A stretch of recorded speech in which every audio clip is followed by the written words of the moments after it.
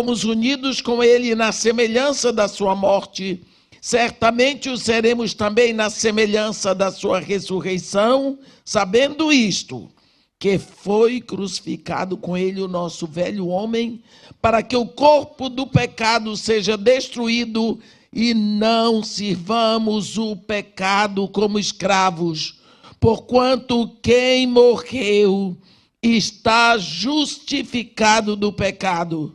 Ora, se já morremos com Cristo, cremos que também com ele viveremos, sabedores de que, havendo Cristo ressuscitado dentre os mortos, já não morre. A morte já não tem domínio sobre ele, pois quanto a ter morrido, de uma vez para sempre morreu para o pecado, mas quanto a viver, vive para Deus. Amém? Os irmãos podem sentar. Uma palavra que apavora a muitas pessoas, sejam eles filhos de Deus, sejam eles filhos do diabo. A palavra que traz pavor a todos é morte. Mas uma das coisas que nós sabemos, como filhos de Deus, para nós a morte está vencida. Houve uma luta, vida e morte, duas forças contrárias, e o mais forte venceu, a morte. A morte venceu, porque a vida nasce da morte.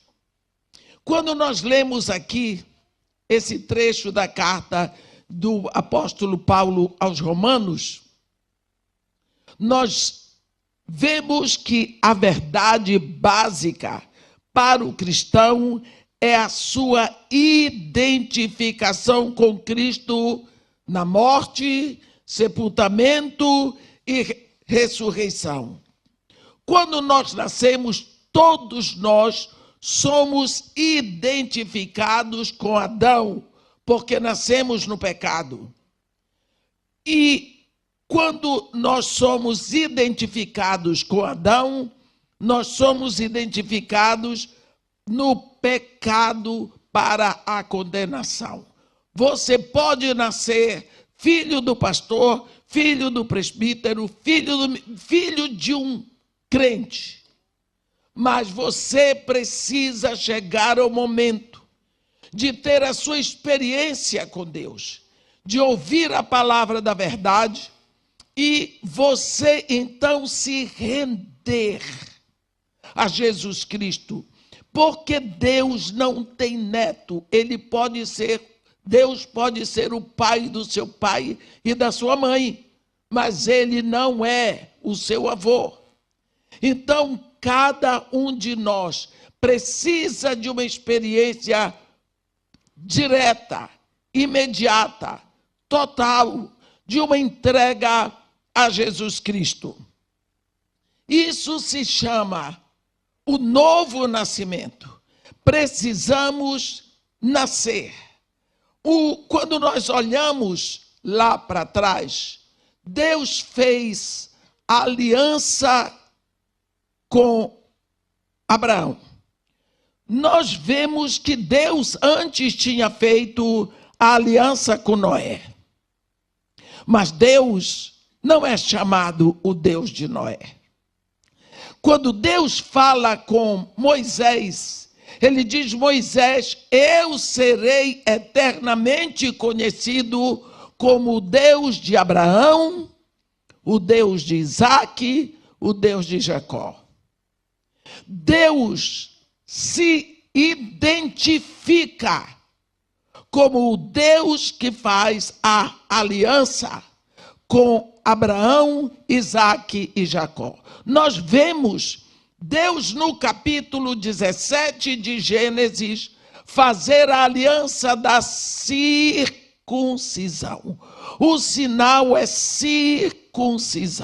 Circuncidareis a carne do vosso prepúcio, e será isso por sinal de aliança entre mim e vós pelas vossas gerações. Depois, no capítulo 26 de Gênesis, Deus renova esta mesma aliança com Isaac. Depois, no capítulo 28, Deus renova esta mesma aliança com Jacó. Nunca mais Deus vai renovar essa aliança. Depois nós vamos ver Deus fazer aliança com Israel. Mas a aliança da circuncisão, não. O que significa a aliança da circuncisão? Eu não entendi isso. Eu lia sobre circuncisão. Desde pequena eu aprendi que tinha circuncisão. Não tinha a menor noção. Um dia eu estava com uns 28 anos, tem muito tempo, né? Uns 28 anos, não, 26 anos. E eu morava num lugar no interior da Bahia, em Mataripe. Eu tinha uma vizinha que ela criava cães, pastor alemão, ela trabalhava com esse negócio aí do Kennel Club. E ela precisava, toda sexta-feira, ela ia ao matadouro, porque lá ela comprava o coração do boi. E depois ela trazia o coração para casa, cortava, moía aquilo tudo e separava em sacos e congelava, porque os cães dela comiam todos os dias coração de boi, misturado com outras coisas. Houve um dia que ela disse para mim assim: Dimeia, o marido dela também trabalhava na Petrobras. Dimeia, eu quero lhe pedir um favor. Mandei meu carro para revisão, não ficou pronto. E eu preciso ir ao matadouro, não tenho como. Será que você não podia me dar uma carona até lá? Eu disse para ela: olha, tudo bem. Então ela pegou umas bacionas imensas que ela tinha, botou dentro do meu carro e eu fui com ela. Eu nunca tinha ido ao matadouro na minha vida. Cheguei lá, aquilo tudo é muito esquisito, tem um cheiro muito forte. Mas eu vi, quando o homem botou os corações, aquele negócio parece uma bola esquisita, cheia, aquilo é duro. Dentro das bacias dela, ela ia tampando e botou dentro do carro. Chegou lá e eu disse: eu quero ver o que é que você vai fazer com isso, eu queria ajudá-la. Botou tudo assim em cima do balcão que ela tinha. E eu me lembro como se fosse hoje uma cena. Quando ela pegou o primeiro coração, que ela botou assim, aquilo duro, chega, ele quicava. Ela botou a faca assim, quando ela botou a faca, que furou, aquilo se derramou. Um sangue mal cheiroso, realmente fétido. E aquele coração que estava duro, rijo, ele amoleceu. E ficou como qualquer pedaço de carne. Aquela cena ficou aqui. Anos, mas muitos anos, e aí ela cortava tudo para poder moer. Anos depois, mas muitos anos depois, quando eu já estava convertida, porque antes eu era crente, mas agora eu era discípula de Jesus e a diferença é muito grande. Aí eu estava lendo o discurso de Estevão, no capítulo 7. Homens de coração incircunciso. Eu imediatamente pensei: coração.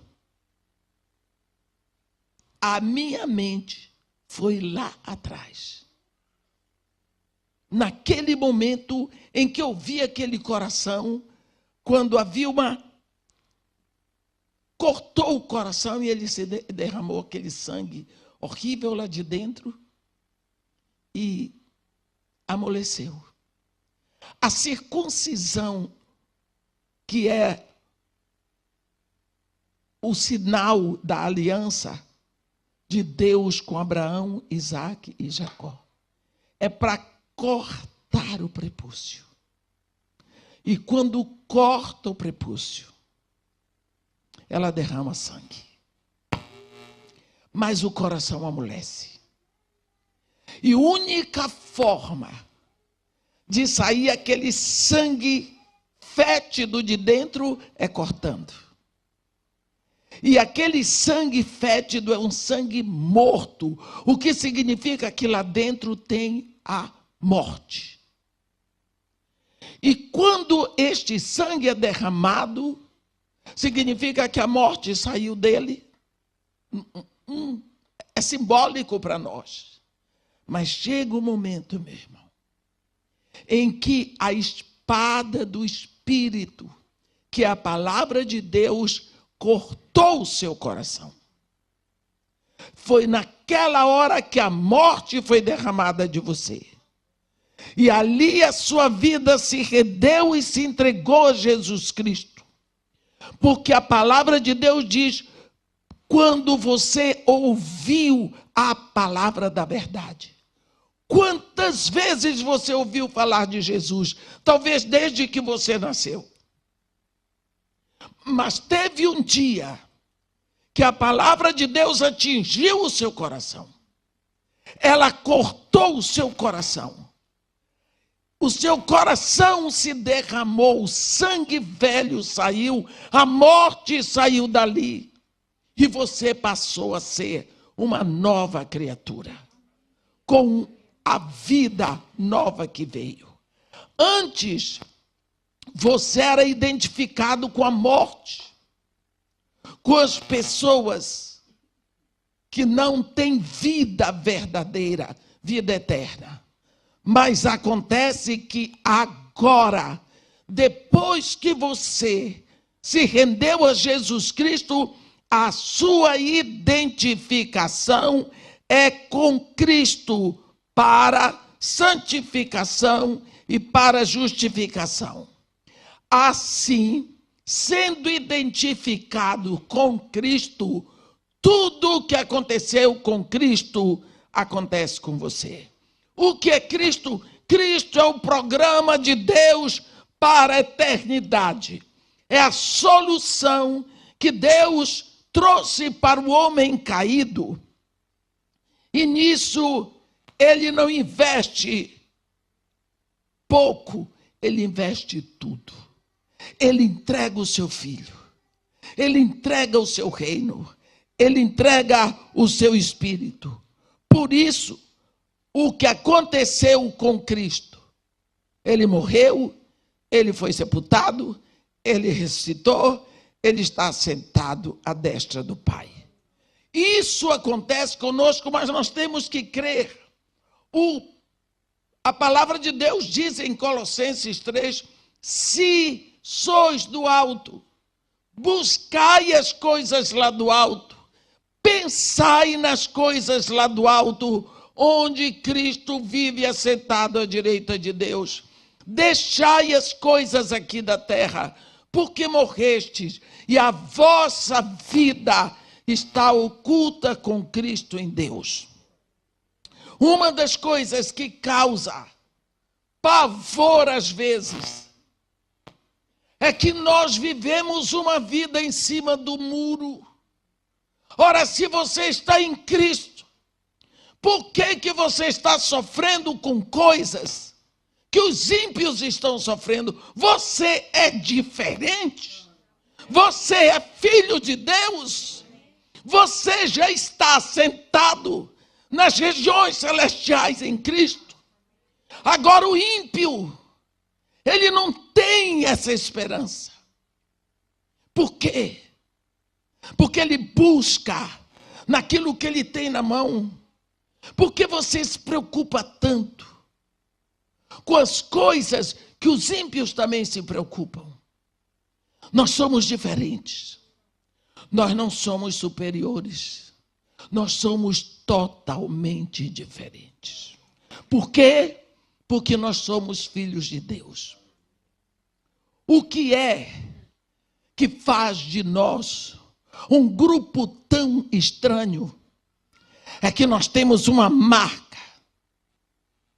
E a nossa marca é uma marca eterna. Que marca é esta? No dia em que você se rendeu a Jesus Cristo, aquilo que aconteceu no dia de Pentecostes, se lembra? Que foi que veio? Chamas, línguas de fogo, que pousaram uma em cada um, uma sobre cada discípulo. Essas línguas de fogo pousaram. Em português, pousar significa encontrar morada, lugar, pouso, habitação. Aquelas línguas de fogo entraram nas pessoas. Será que ela apagou? Não. Aquele fogo não é um fogo que se apaga. Aquele fogo veio do alto.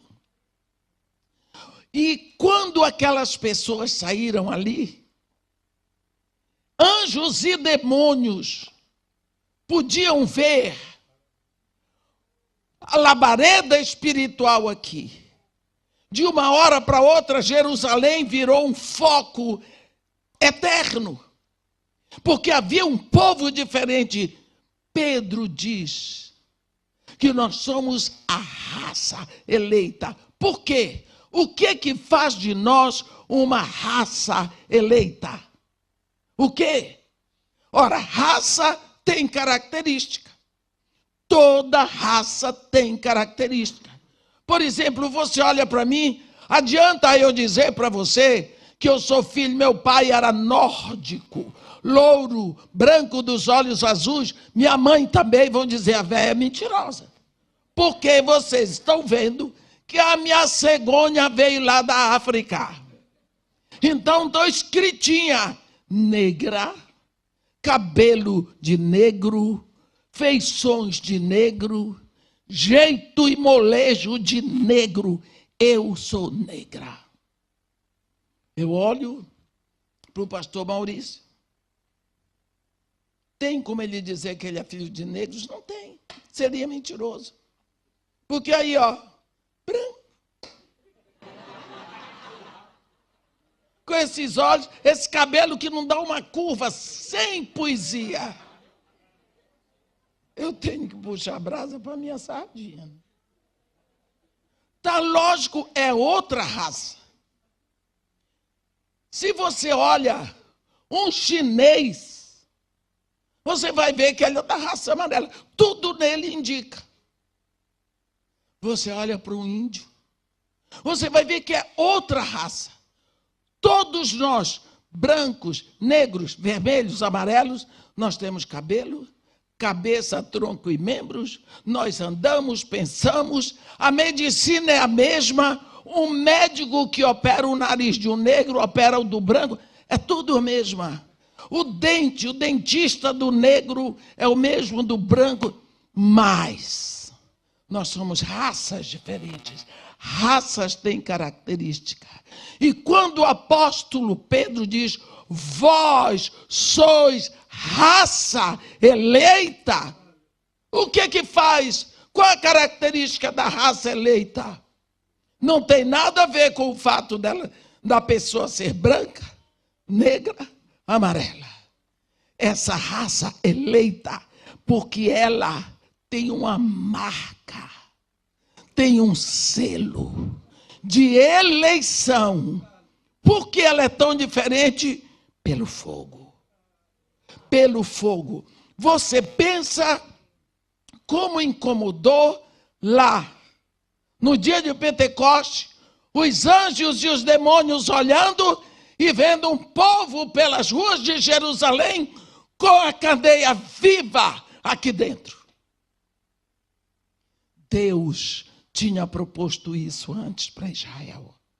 Lá em Êxodo 17, ele diz, Moisés fala aos filhos de Israel: agora, se diligentemente ouvirdes a minha voz e guardardes a minha aliança, então sereis a minha propriedade peculiar entre todos os povos, porque toda a terra é minha. Vós me sereis reinos de sacerdotes, nação santa. Mas eles quebraram a aliança, eles adoraram outros deuses, eles se misturaram com os povos, tentando ser iguais. Mas por quê que o homem sempre tenta ser igual quando Deus o escolhe? Você viu Adão? Assim que ele pecou, ele se cobriu com folhas. O que é que tinha no Éden? Árvores. Então ele quis ser igual às árvores. Deus chama Israel, Israel quer se identificar com outros povos, esquece esta eleição, esse chamado, essa vocação. Nós hoje, a igreja, como nos identificamos e procuramos nos identificar com o mundo? Por que queremos tanto a babuja do mundo? Por que nos preocupamos com o que o mundo se preocupa? Parecem filhos sem pai. É uma vergonha ver como nós, os filhos de Deus, procuramos uma vida idêntica com aqueles que não têm pai, com aqueles que são órfãos. Nós vemos aqui, Cristo está assentado à direita de Deus. É lá que você está. Só precisa ir, mas não tem pressa. Porque Deus nos escolheu em Cristo. Pensa que isto aqui é Cristo, e você está aqui dentro. Vou até beber aqui um pouquinho. Você está aqui dentro. Quem vai lhe atingir sem antes atingir a Cristo? E se Cristo está aqui, você não está lá. E se Cristo está lá no quintal, você está lá no quintal, porque você está dentro dele. 174 vezes esta expressão está escrita na Bíblia. Em Cristo, nele, no Senhor, somando tudo, 174 vezes. O que aconteceu, por exemplo, na casa de Cornélio? Na casa de Cornélio eram todos ímpios. Nenhum era filho de Deus. Porque Cornélio, ele era um centurião da corte italiana, a corte romana italiana. Ele não era discípulo de Jesus Cristo, ele não era adorador do Deus de Moisés, do Deus de Abraão, ele não seguia a lei de Moisés, mas ele era um homem religioso. A Bíblia diz que ele era piedoso, temente a Deus, que fazia esmola aos pobres e de contínuo orava a Deus. Ele orava, meus irmãos, ele orava, parecia ter crente, mas a oração dele não chegava na presença de Deus, mas Deus ouvia, porque Deus ouve tudo.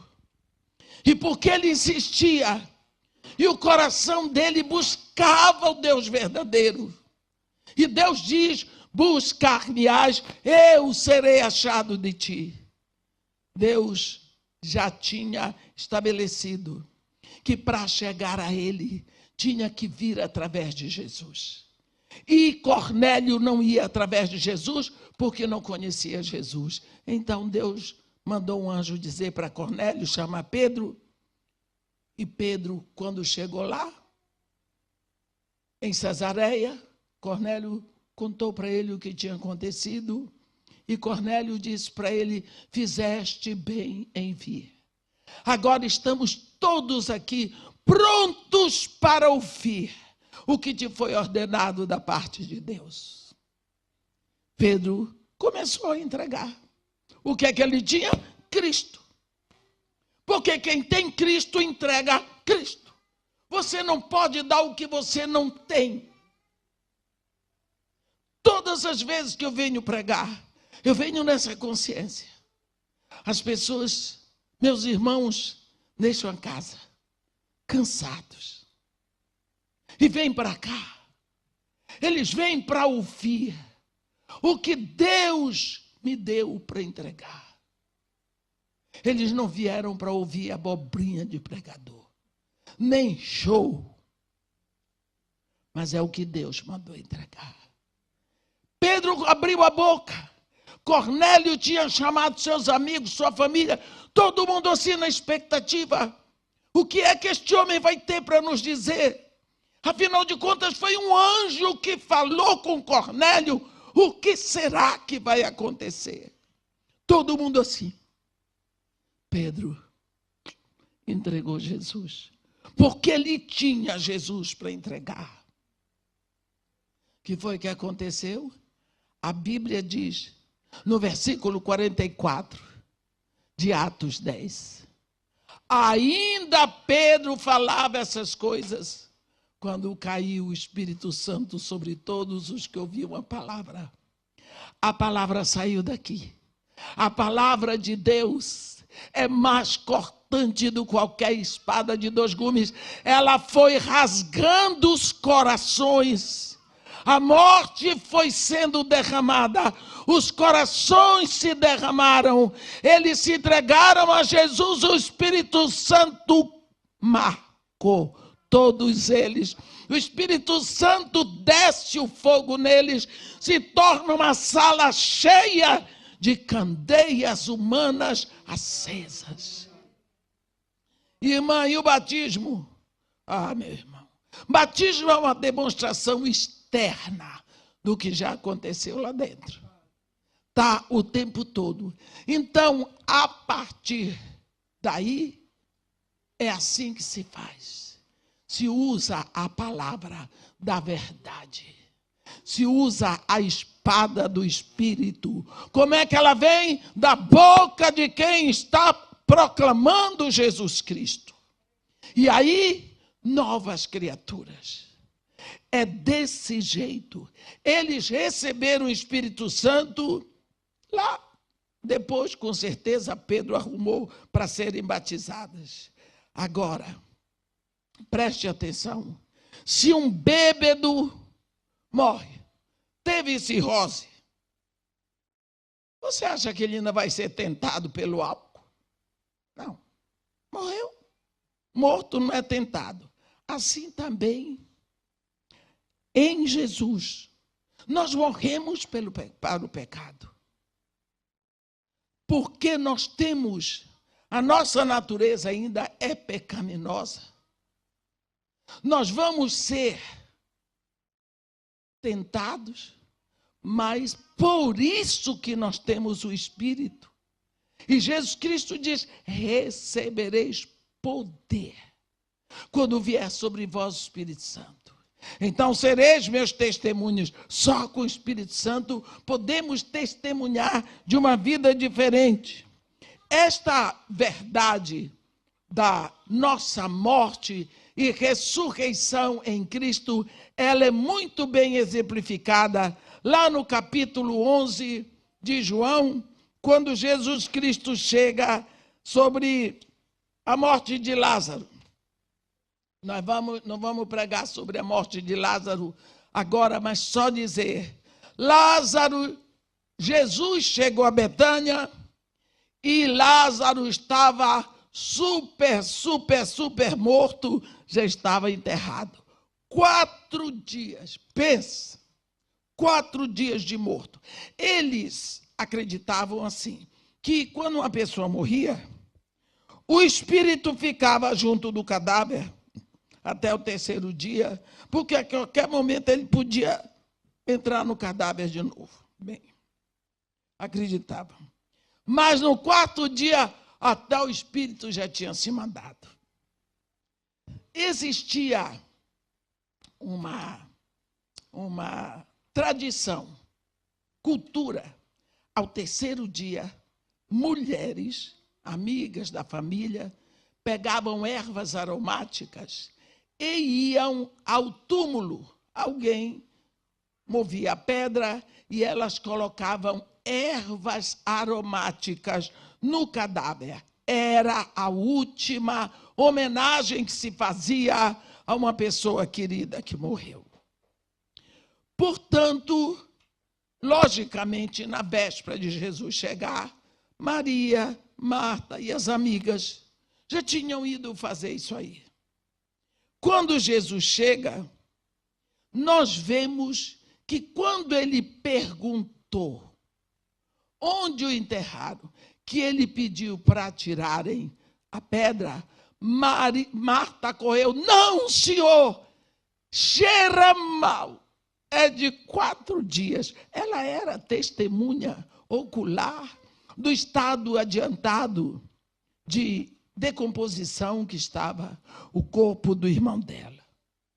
Jesus olhou para Marta e disse: mulher, eu não te disse que se creres, verás a glória de Deus. Pode remover a pedra. E nós vemos a espada, a mesma espada que corta o coração para derramar a morte. Essa espada, a palavra de Deus, esta palavra com a qual Deus criou todo o universo, esta palavra que o vento ouve e obedece, que o mar ouve e obedece, que as montanhas ouvem e obedecem. Esta palavra veio assim: Lázaro, vem para fora. Pensa o que é isso. Vem para fora. Aí, o versículo seguinte diz assim: saiu aquele que estivera morto,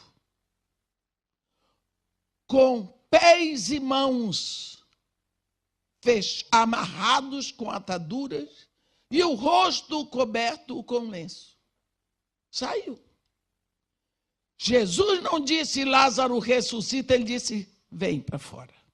Porque Lázaro podia ressuscitar e ficar lá onde estava, todo amarrado. Não, é para sair. E para sair tem que estar ressuscitado. Ele saiu. Todo mundo viu. Jesus disse: desatado, desatai-o e deixai-o ir. Agora, ali parece que acabou a história de Lázaro. O capítulo seguinte, isso é o capítulo 11 de João. Qual é a próxima ação? Quando a Bíblia fala de Lázaro, em seguida. O que foi que aconteceu com ele? Está ressuscitado. Sentado à mesa com Jesus, na casa de Simão o leproso. Ele ressuscitou e agora está assentado à mesa com Jesus.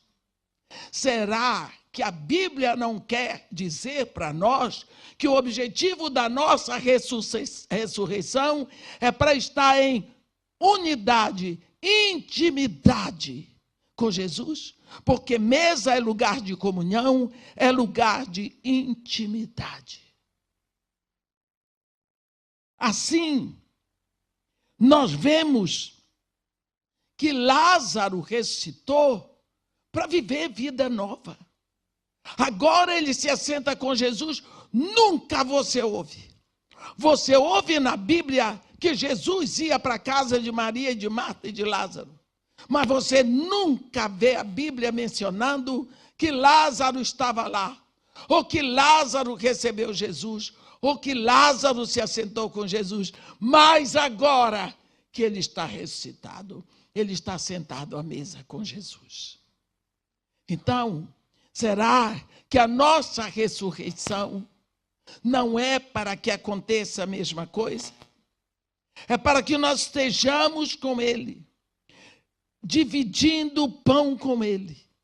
Ele ressuscitou. Então é para estar assentado com Jesus.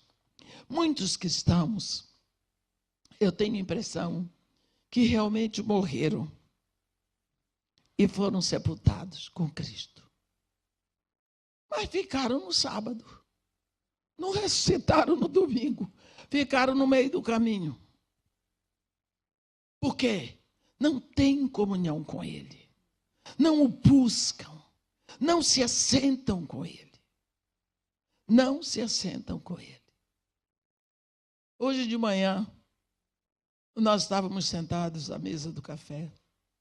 Ontem, a pastora me mostrou um pote do Biscoff. Do Biscoff. Ela disse, a Eibra gosta. Estava lá o biscoito. Ela sabe que eu gosto do biscoito Biscoff. Quando a gente vai por aí no interior do Egito e tudo mais, o biscoito que ninguém dá conta de suprir a prateleira é o Biscoff. Ele é gostoso. Eu não estou fazendo propaganda dele, só estou dizendo que eu gosto de biscoito. Meu caso dessa gordura é que eu gosto de biscoito. Sempre gostei de biscoito. Então, eu peguei, botei um pouquinho no pão, para não exagerar. Daqui a pouco, a Eibra veio e ela botou um pouquinho do Biscoff no pão. Ninguém mais comeu Biscoff. Só nós duas. E eu pensei, eu sou uma com a Eibra. A Eibra é uma comigo, porque todos os ingredientes do Biscoff estão nela e em mim, e ninguém mais. Todo mundo que estava na mesa evitou o Biscoff, menos nós duas. Você sabe o que é a mesa? A mesa é o lugar aonde você alimenta a todos com o mesmo alimento. Então, isso de Lázaro ressuscitar para se assentar à mesa com Jesus, significa que o mesmo ingrediente que alimenta Jesus, alimenta você também. Você divide e compartilha o mesmo pão. Os mesmos ingredientes, as mesmas vitaminas, proteínas, sais minerais que estão nele, elas vêm para você porque ele compartilha o pão com você. É para isso que você ressuscitou em Cristo, meu filho. Você, quando se rendeu a Jesus Cristo, você se rendeu para estar com Ele. Quantas vezes isso nos ensina que nós não podemos viver deliberadamente no pecado, porque nós já morremos para o pecado. Agora a nossa identificação é com Cristo, mas isso não é uma história da carochinha, tem que ser real na nossa vida. Quando a Bíblia diz, olha, rogo-vos, pois, irmãos, pelas misericórdias de Deus, que apresenteis os vossos corpos por sacrifício vivo, santo, agradável a Deus, que é o vosso culto racional, e não vos conformeis, não andeis conformes, não sejais imitadores deste mundo, deste século. Pelo contrário, sede transformados, transfigurados pela renovação das vossas mentes, para que possais compreender qual seja a boa, perfeita e agradável vontade de Deus. Mas eu queria lembrar deste apelo do apóstolo Paulo.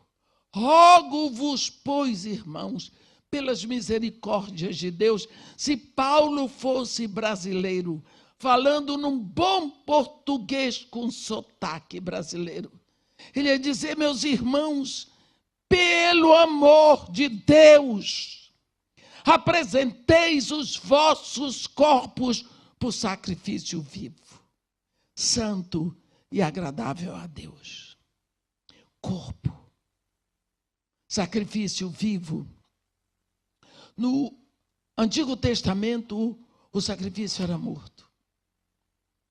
O sacerdote amarrava o animal de 4 patas no altar. No altar de holocausto tinha cada canto um chifre para amarrar o animal de 4 patas. O animal ficava lá, o sacerdote vinha e sacrificava. Depois queimava.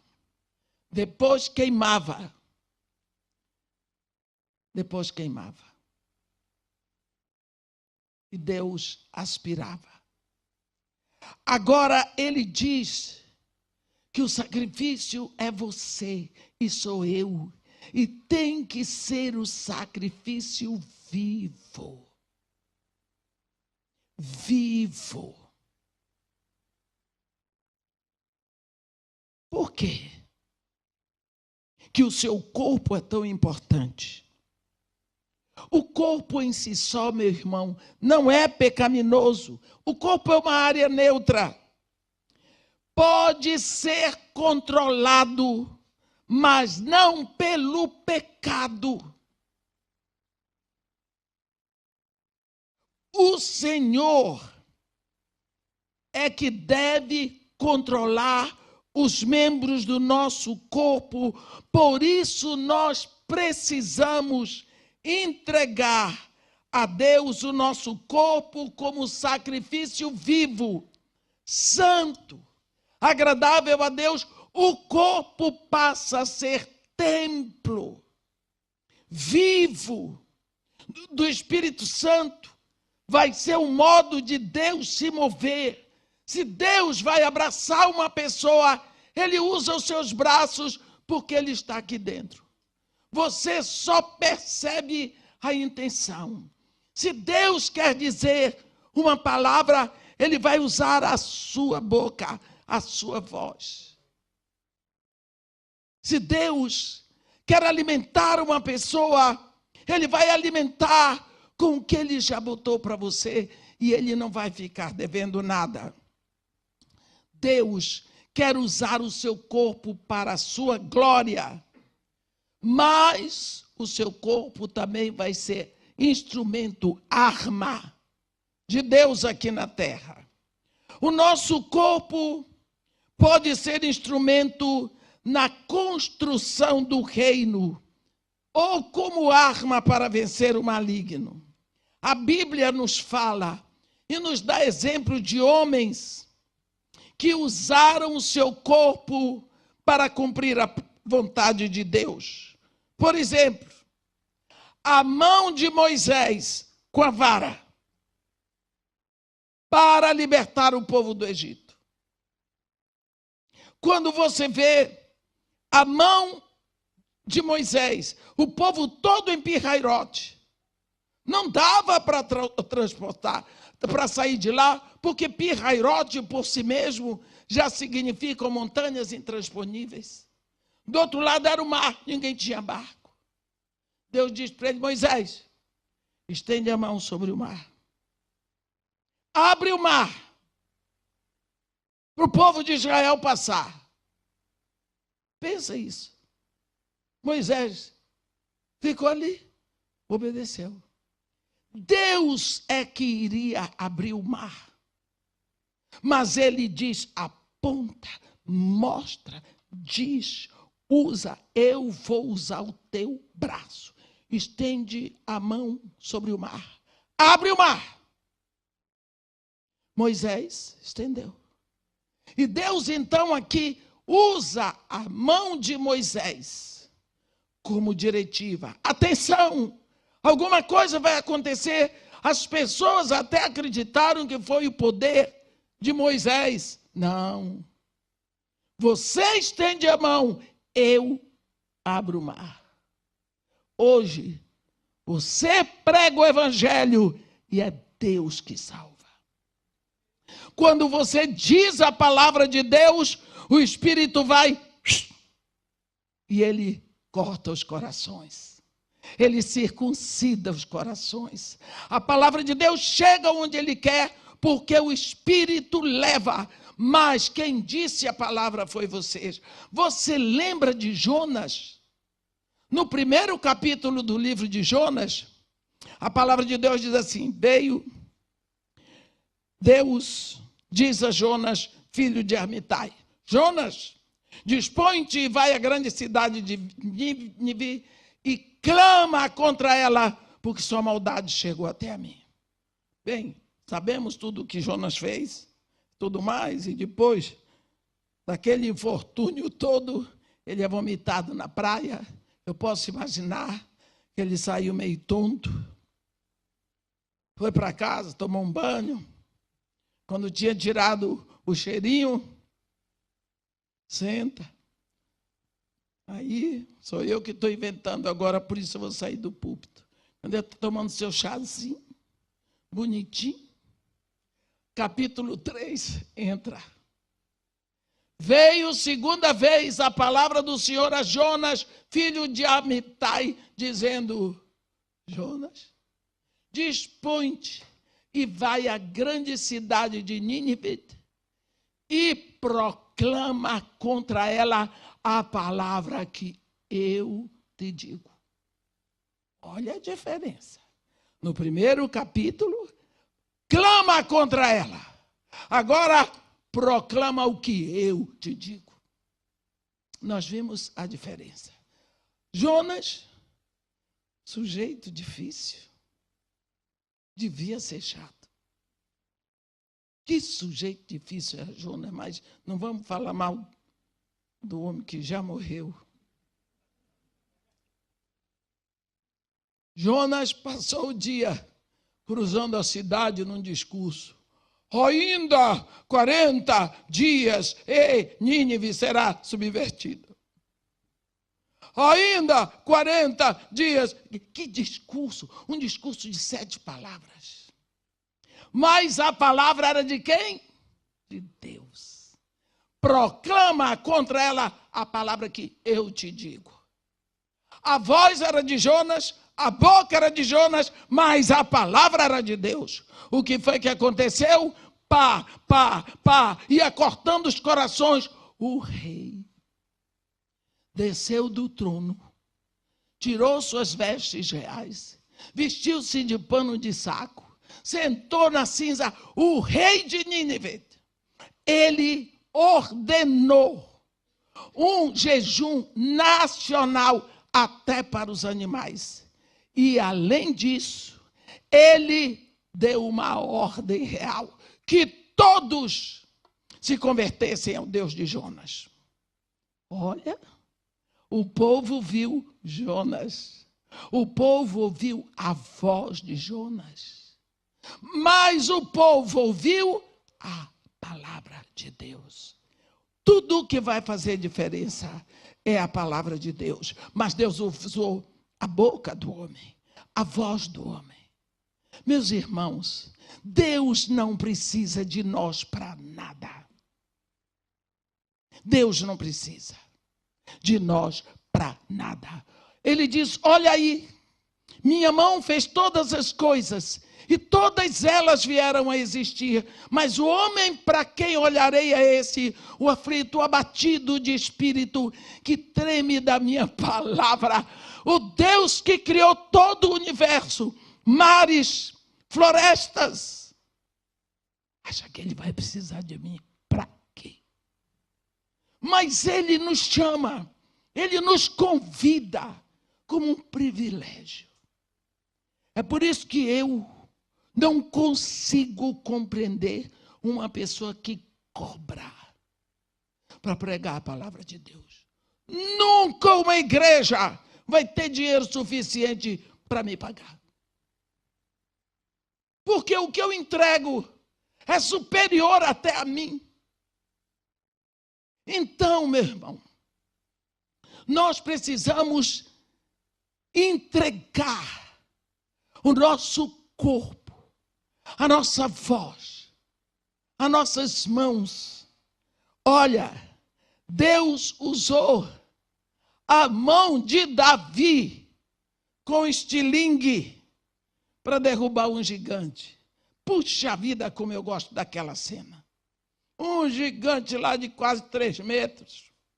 Vinha todo dia, atravessava o vale de Elá de manhã. Eu quero um homem, que coisa triste. De manhã, de tarde e de noite, de tarde novamente, com escudeiro na frente dele. Quero um homem de Israel. Vai. 39 dias. Os guerreiros de Israel, do exército de Saul, se escondiam. Um dia apareceu um baixotinho lá.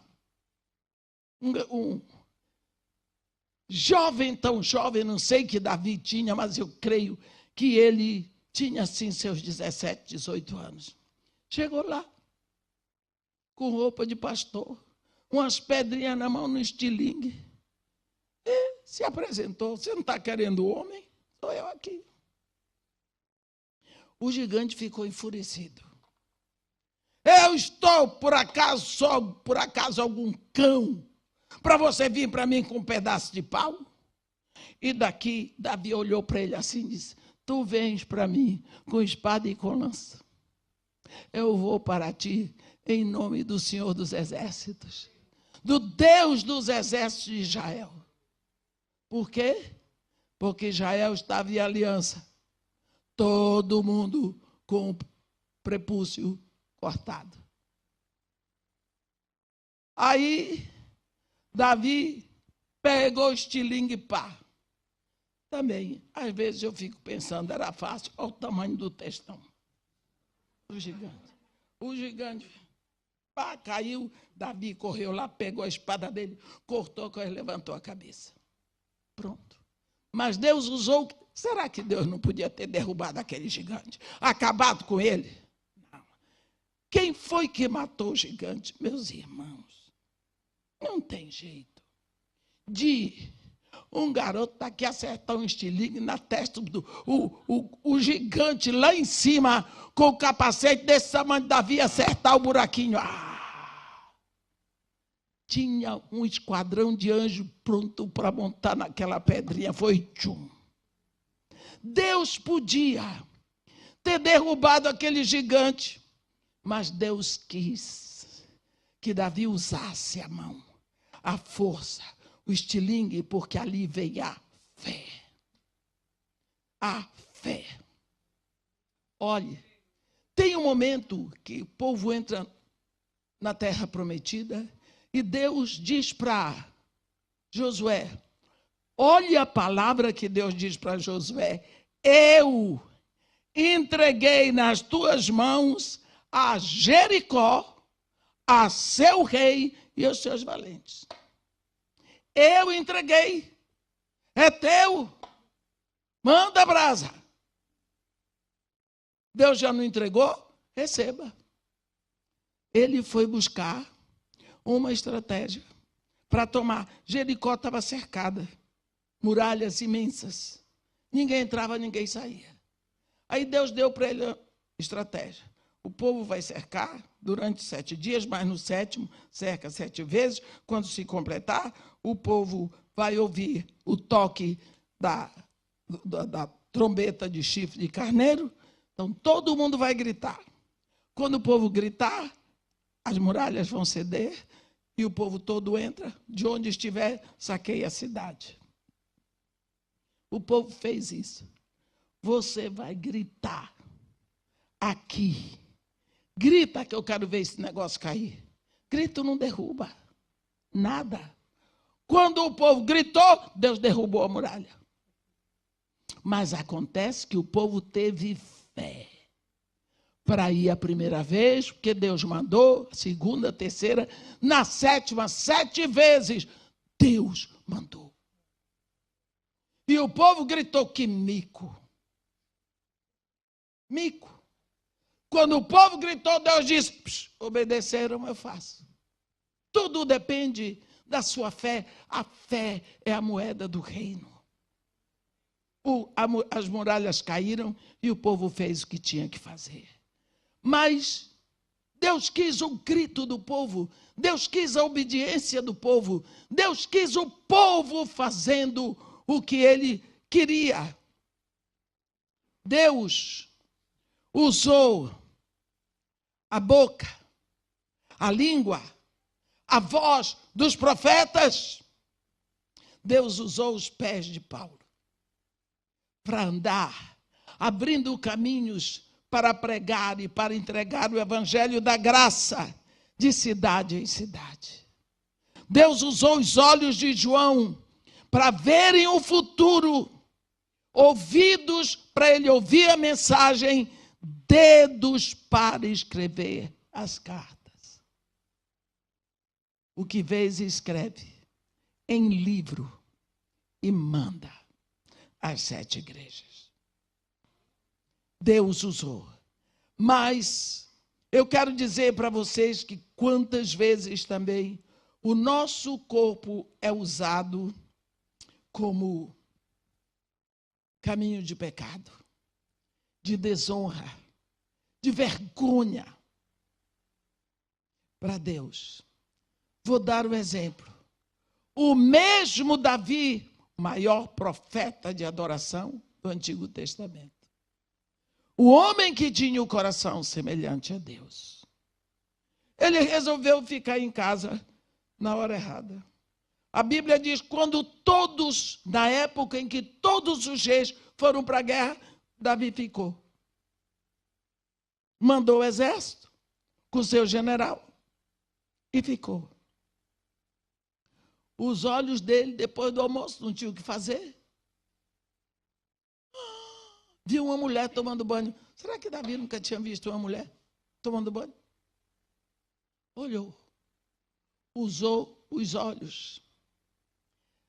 O próximo passo. A sua mente armou um esquema sujo.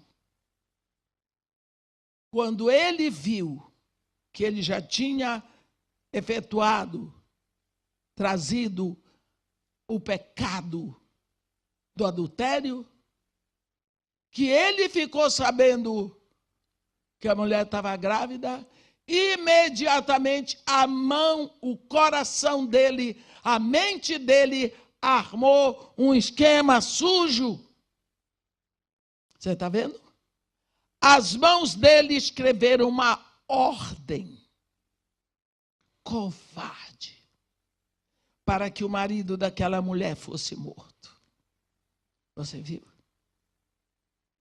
Quando nós lemos o Salmo 51, nós vemos que o corpo de Davi totalmente foi afetado. Todo afetado, consumido pelo pecado. Os seus olhos foram consumidos quando ele diz, pois eu conheço a minha transgressão e o meu pecado está sempre diante de mim. No versículo 6, a sua mente. Eis que te comprases na verdade e no íntimo e no recôndito me fazes conhecer a tua sabedoria. No versículo 8, seus ouvidos foram afetados. Faze-me ouvir o júbilo e alegria, para que insultem os ossos que esmagaste. O coração dele foi afetado. Cria em mim, ó Deus, um coração puro. E renova dentro de mim um espírito inabalável. Nos versículos 14 e 15 do Salmo 51, você vai ver como os lábios e a boca de Davi foram afetados.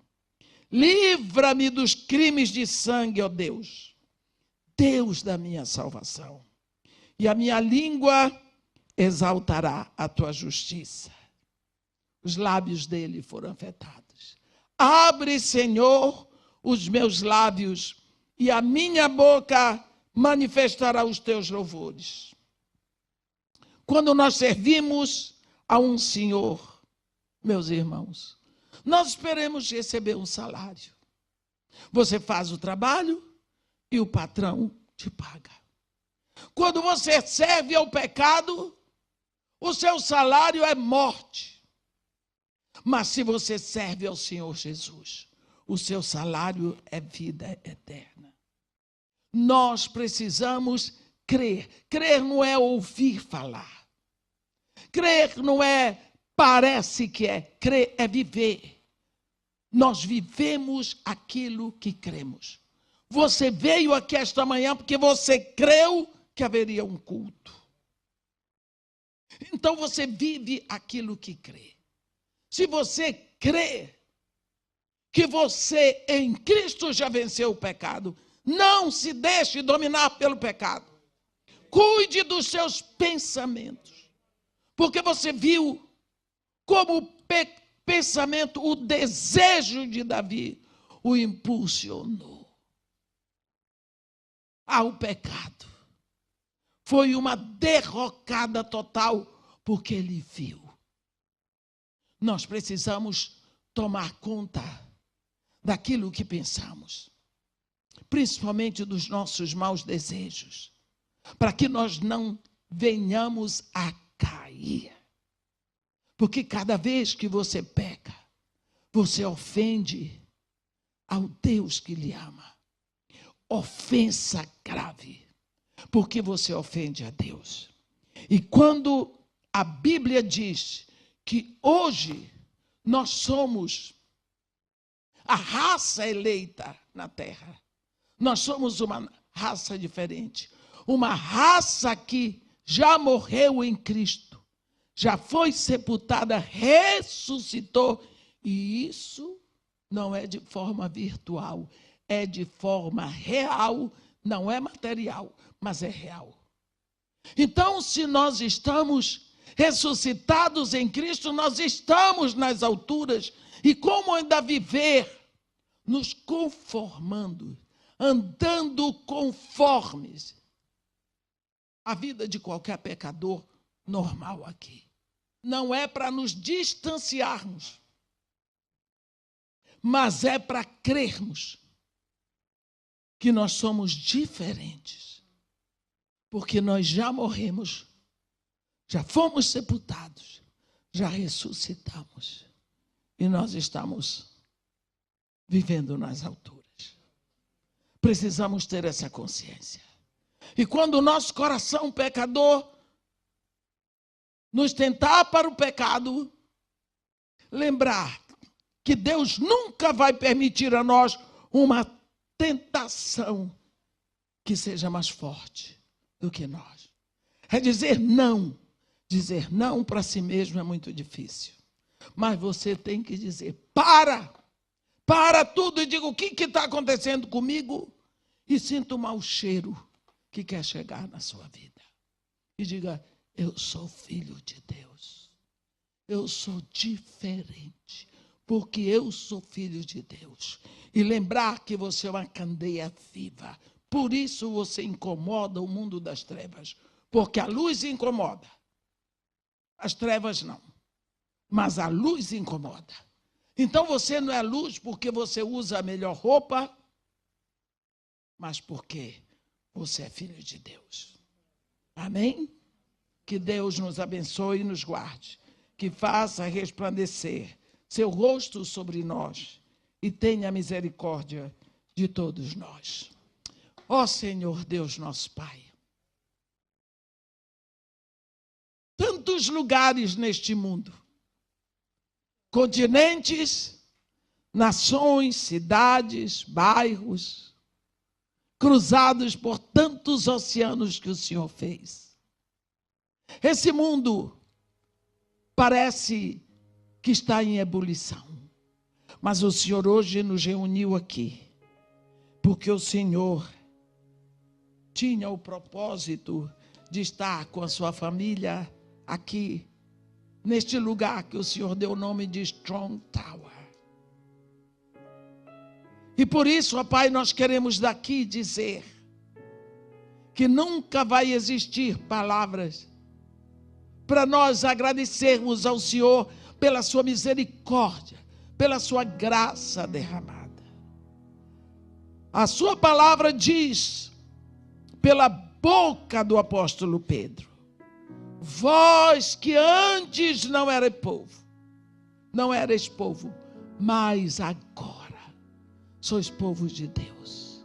Vós que não tinhais alcançado a misericórdia, mas agora alcançastes a misericórdia.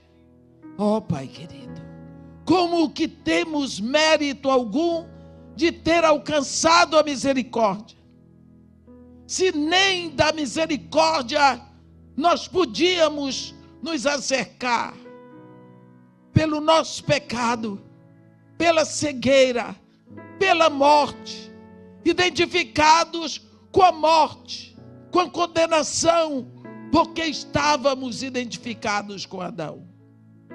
Mas o Senhor foi ali, e o Senhor, na sua infinita misericórdia, nos escolheu, nos chamou. Só pela sua graça o Senhor nos transportou do império das trevas para o reino do Filho do seu amor. Ó Senhor, onde que iríamos encontrar palavras para lhe dizer da gratidão que sentimos pela sua graça e pelo seu amor? Por isso, ó Pai, nós nos curvamos diante da sua divina majestade. Nós nos descalçamos e nós proclamamos que somos pó. Tiramos as sandálias dos pés e lhe pedimos, ó Pai, que o Senhor receba o nosso culto de gratidão, que o Senhor receba os nossos corações que se derramam agora, que em nós seja fortalecido o Espírito, para que venhamos a lhe servir com as nossas mãos, com os nossos olhos, com a nossa voz, com os nossos joelhos, com os nossos pés, e que jamais venhamos a esquecer que nós estamos aqui para a sua glória. E nós lhe agradecemos, ó Pai, em nome de Jesus. Amém.